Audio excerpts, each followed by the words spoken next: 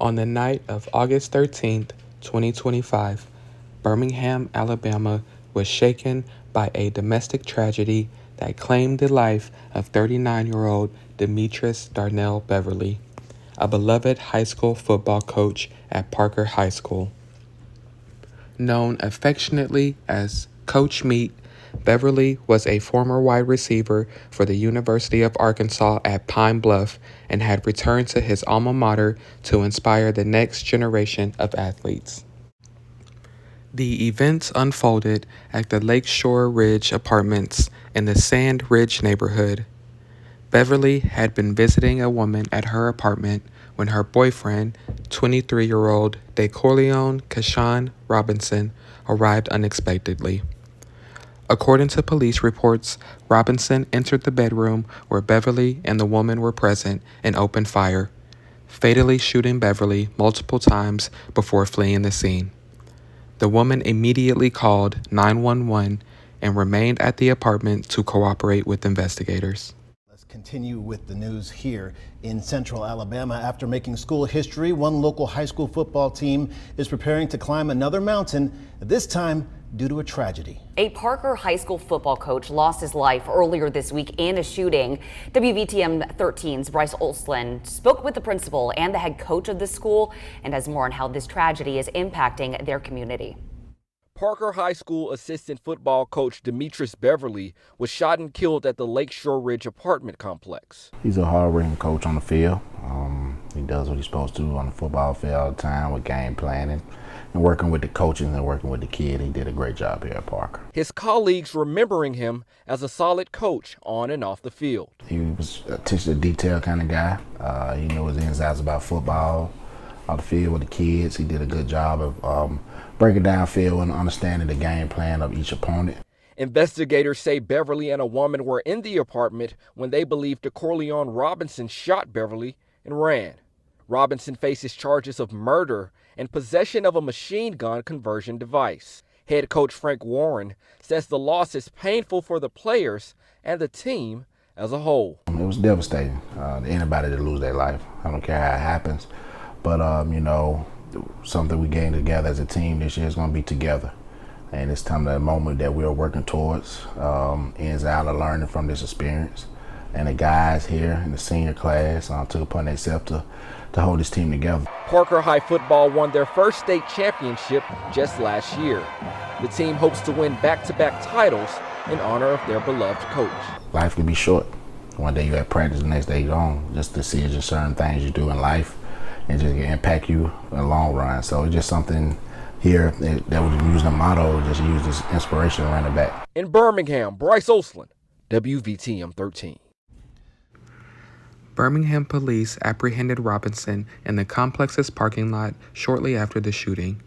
He was charged with murder and unlawful possession of a machine gun conversion device, commonly known as a switch.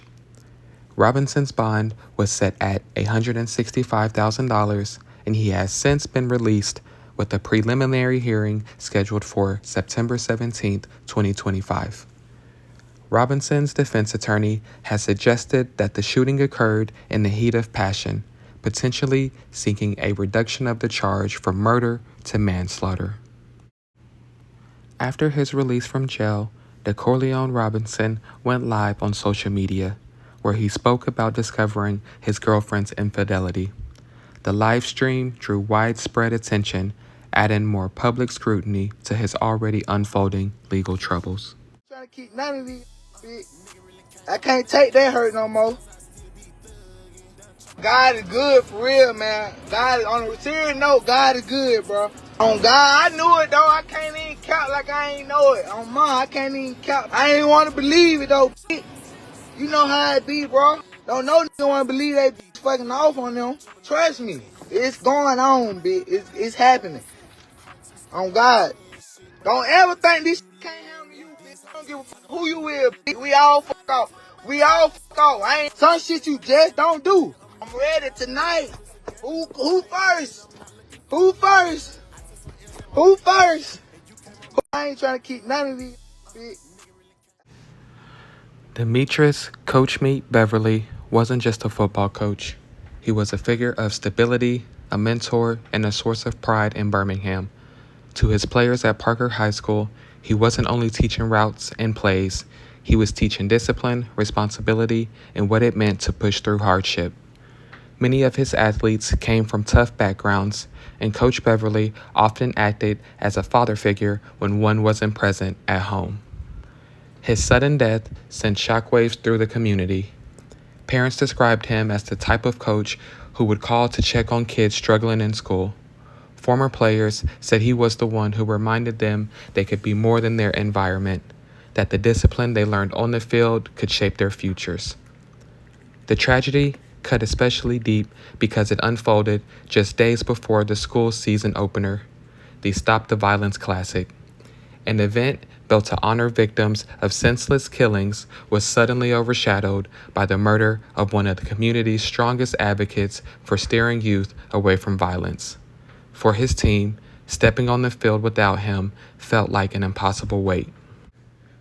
The murder of Demetrice Beverly is more than a headline about a love triangle or a crime of passion. It's a cautionary tale about how unchecked emotions, jealousy, and easy access to deadly weapons can turn a moment of rage into a lifetime of consequences. For Robinson, what may have been seconds of anger has now left him facing decades behind bars. For Beverly's wife, children, and players, those same seconds robbed him of a husband, father, and mentor. And for the young woman caught in the middle, her home became a backdrop of a tragedy that will follow her forever. At its core, this case is a stark reminder of how fragile life is, how quickly things can escalate when violence is chosen over communication. It shows us the ripple effect of one decision, how an entire community can be left grieving, how young men can be left without their role model, and how two families can be shattered beyond repair. The story of Coach Beverly stands as both a memorial to his life of service and a lesson about the dangers of letting anger and impulse dictate our actions. His legacy as a mentor and leader should remind us that true strength is found not in violence, but in restraint.